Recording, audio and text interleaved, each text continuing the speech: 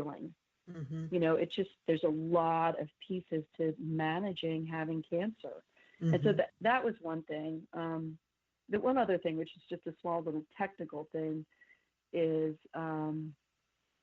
that, when I was beginning chemotherapy, I wanted to take the best care of myself. And so I scheduled a nutrition visit early. And I guess what I got wasn't exactly what I was expecting. I wanted to know, what can I eat while I'm going through chemotherapy, or what do you recommend I eat while I'm going through chemotherapy? And what I've come to know is it's different for everybody.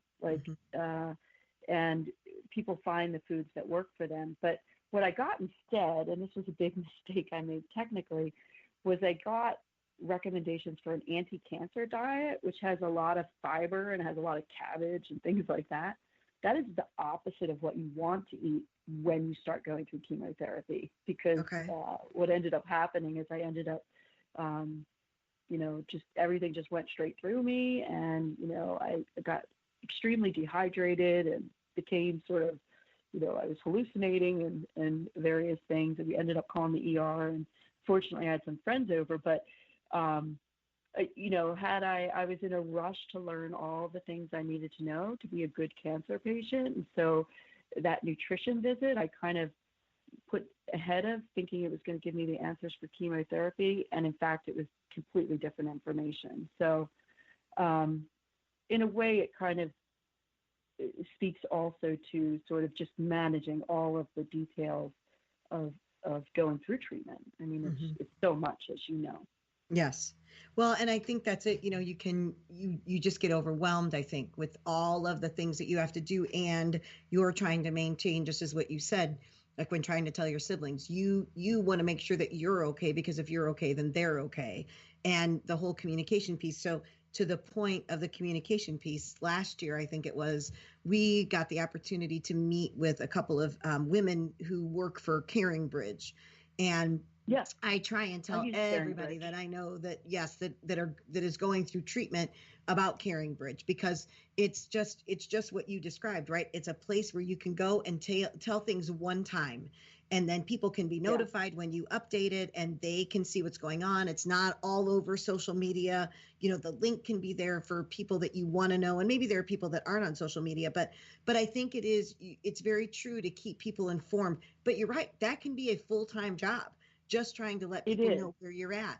And so if there was, like, that's what I loved about Caring Bridge, whether it was just one place that you could just write at one time. And I don't know about you, but, years ago, my husband was really sick, and I was a hairdresser. And so obviously every client would come in and, how's Michael doing? How's Michael doing? And, 10 times a day, you're telling the same story. Awesome. I'm so depressed by the time I get done at the end of the day, because I told the same story over and over again. It's like, oh my gosh, you relive it over and over and over again. So I think so many times, if there's a place where you can just go, put all the information in one time, and then people can go there and they can read it and they can comment and they can leave you encouraging notes. And that's such a great thing, because you're right. It's exhausting to have to go and tell, especially having as many siblings as you do, I'm sure.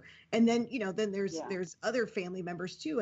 And they all mean well, right? They want to know what's going on. They're worried about you. They want to make sure that you're doing okay. Right. And so it's not for anything other than just making sure that they're in the loop of things more than anything else. But I found that was just a great tool. And like I said, we had the opportunity to meet the people that head up Caring Bridge, and they were phenomenal. But I can see how that's really tough. Did you tell your work then, like your coworkers and your supervisors and whatnot, like what was going on with you? Did you let them know what was happening as well? So that's an interesting thing, and I'm glad you brought that up. I did want to mention that I did use Caring Bridge, and yes, it still takes effort to get that message up there, but that's a tremendous benefit. But there's also tons of other, like, free and available resources. So understanding where you can get things done is also a very helpful thing. So with regards to work, it's interesting, because obviously you're hit, and I'm sitting right now in the very room when I received my diagnosis, which is its own story. Wow. It was a late Friday night, if I could just digress a little. Yes. Late Friday night, and I received a phone call from my surgeon telling me it was a malignancy. And so I live in the city of Chicago, and at the time I was commuting to work on my bicycle, and it was roughly like a 50-minute commute.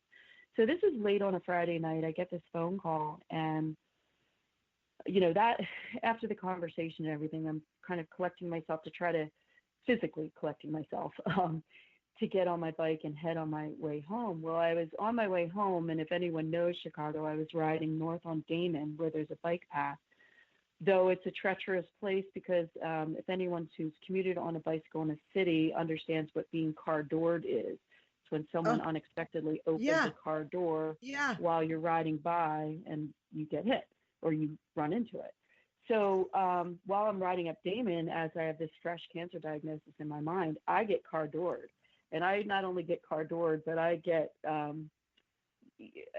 ended up like pinned up into the wheel well of this car. And so, my bike's a little mangled and people are standing around. Of course, nobody wants to touch you, but everybody is, people are calling 911. I was grateful for that, but I was kind of like, hey, could you get my bike off of me? Well, I'm sitting there on the curb, and, here's some of the perks. The entire fire department shows up. So I had, pardon the expression, but, I felt like I had the whole calendar of Chicago firemen there looking after me. So you got to look on the bright side. That's right. So, that's right. You got to laugh, otherwise you cry. Yeah.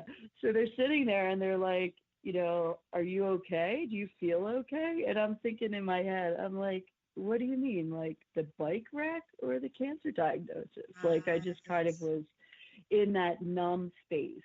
But so that was interesting. But so back to your question, with that new knowledge, here I am now soon to be a cancer patient. And that's my life's work is working with cancer patients. So of course there's the, telling your administration and organizing that. And then there is the other aspect for me. It's like what to do with my patients.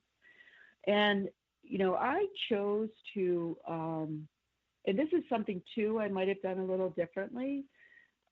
And I think you could appreciate this as well. When that information is new to you and it's a very personal experience, you maybe haven't yet discovered what your comfort level is in sharing this very private and personal information with, I described how difficult it was to tell my immediate family, to then tell people who aren't related to you or people who are outside of your personal home culture, that's a whole nother thing.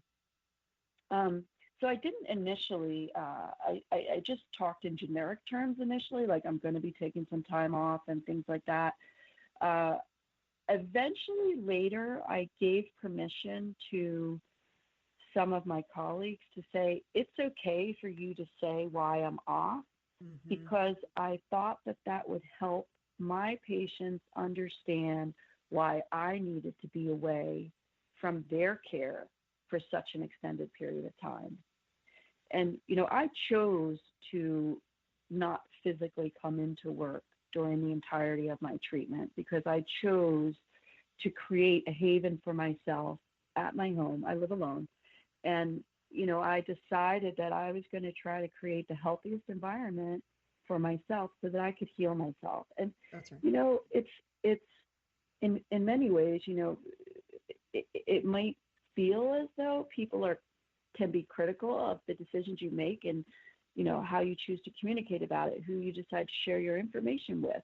But, when I was in those shoes back then, it's like, I've never had cancer before. Give me a break. That's right. Like, Right. It's like everyone, and there isn't a formula that can be applied to every single person. Just because you have breast cancer and someone else has breast cancer doesn't mean your experiences are going to be, they may not be remotely alike. That's right. So, I think that we have to be very, very forgiving of ourselves and the decisions we make, because it's too easy to be critical, to be self-critical. And I think that in particular in that circumstance where we're trying to heal and we're trying to look after ourselves because we need to. That's right. That that we need to find a lot of love and forgiveness for ourselves. That's right.